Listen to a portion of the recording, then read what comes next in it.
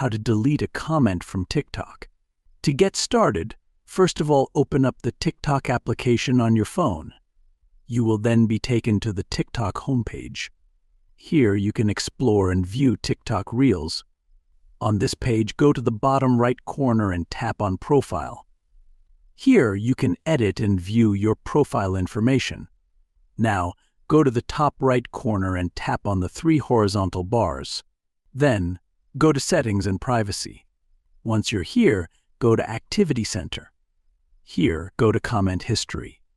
You can find your TikTok comment history here. Tap on any of them to view it. If you want to delete this comment, then tap and hold the comment. Now, tap on Delete. You have now successfully deleted this comment. Following these steps, you can easily delete a comment from TikTok. Thank you for watching. Please leave a like if this tutorial helped you, or leave a comment below if you have any questions related to the video.